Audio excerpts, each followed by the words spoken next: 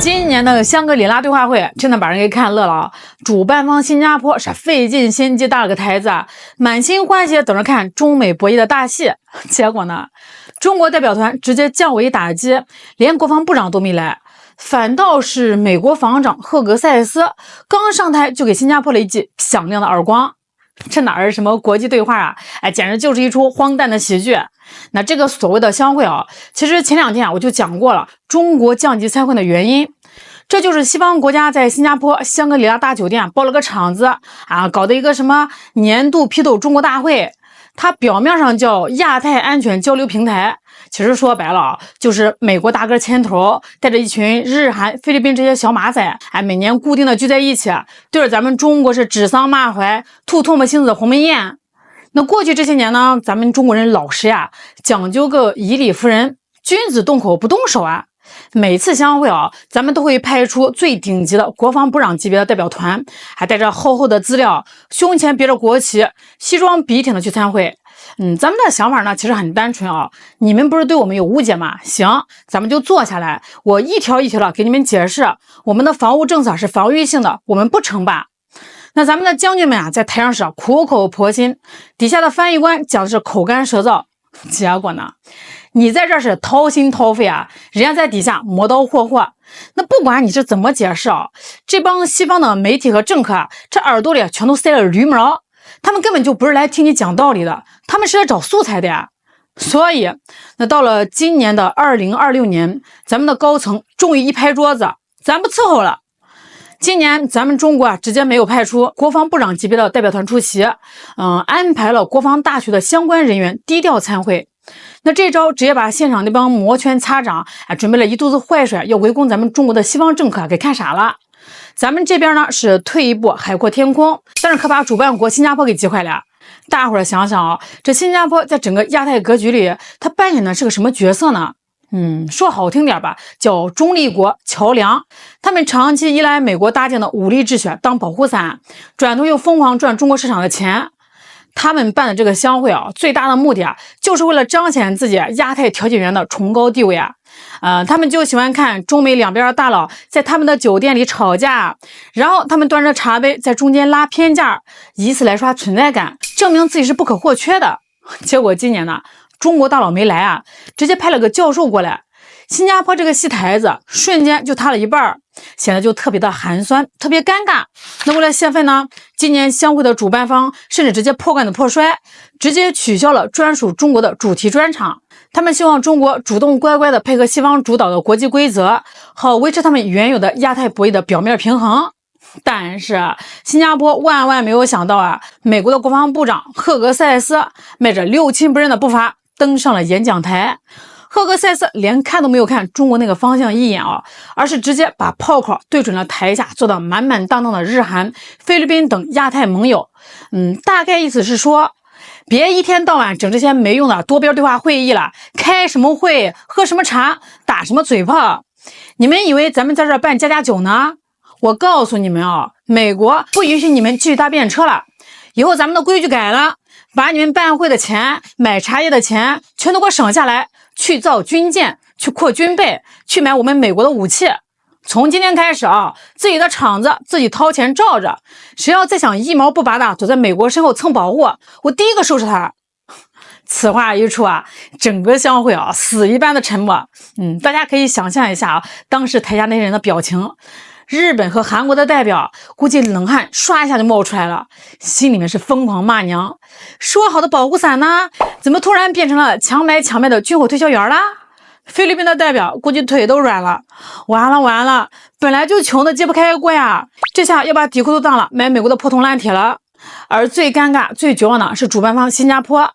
新加坡的防长刚刚才向全世界吹嘘香格里拉对话有多么重要，多边对话多么神圣。结果呢，他前脚刚把这个戏台子搭好，美国后脚就直接跳上台，一脚把戏台子给踹了个稀巴烂，还大骂一句少整这些没用的会议。赫格塞斯这番表态直接从根本上否定了相会这类多边平台的价值。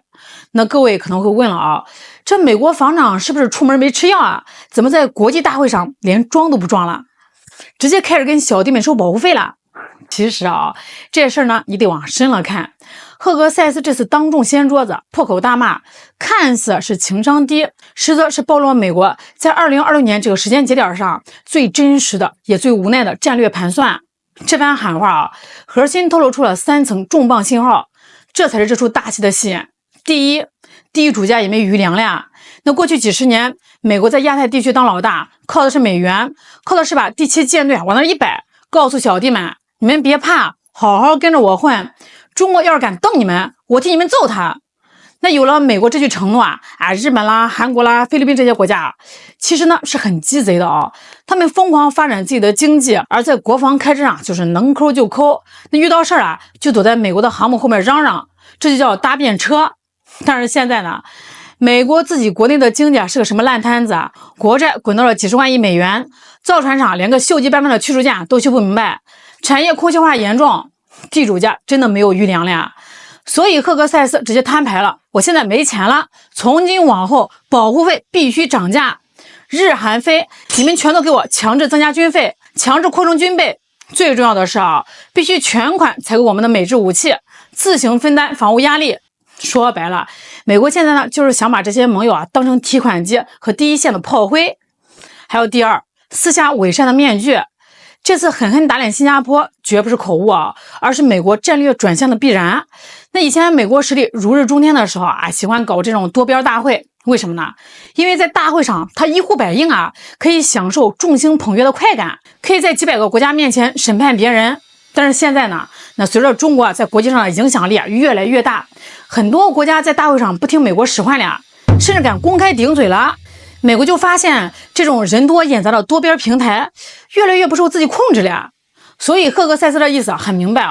以后所有的安全事务必须收拢到我们美国自己掌控的双边或者小圈子机制中去，什么美日韩铁三角什么美英澳奥库斯联盟总之必须是美国能够绝对关起门来当老大的内部会议，那些不听话的想左右逢源的通通踢出去。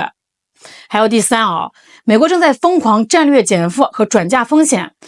大家看看现在的世界地图，美国在中东被各种泥潭死死拖住，以色列那边呢是个无底洞，红海那边又焦头烂额的。美国现在的军力和国力正在被持续疯狂的消耗。他在中东被放血，那在亚太这边怎么办呢？那只能收缩布局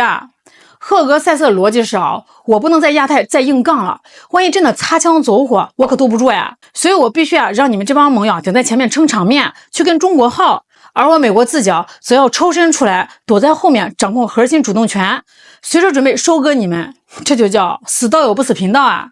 把所有的风险和炸弹全都扔给了亚太这帮小弟。那咱们再回过头来看看今年的相会，随着中国缺席，美国掀桌，它彻底预示了一个极其可怕的未来。亚太格局已经进入了一个全新阶段，未来的亚太会是个什么鬼样子？军备竞赛的风险会像坐了火箭一样持续上升，美国那些苦逼盟友们会被迫不断的割老百姓的韭菜，去扩军买单，去买美国高价的破铜烂铁，整个地区就会变得越来越火药味十足。而小圈子阵营对抗会成为美国搞乱亚太的主流打法。而在这种极端撕裂的环境下最惨是谁？就是像新加坡这种试图左右逢源的所谓中立小国，他们以后会陷入两难困境。那一边是被美国逼着交保护费根本不敢得罪；另外一边他们国内的经济又死死绑在中国的战车上，绝对不愿也不敢失去中国这个庞大市场的红利。这种夹缝中博弈的压力会把他们的脊梁骨生生压断。那反观咱们中国呢，咱们跳出了西方精心设计的那个充满恶臭的舆论圈套，绝对不被对手的节奏牵着鼻子走。这也不巧，看似低调隐忍，实则进退有度，眼光长远。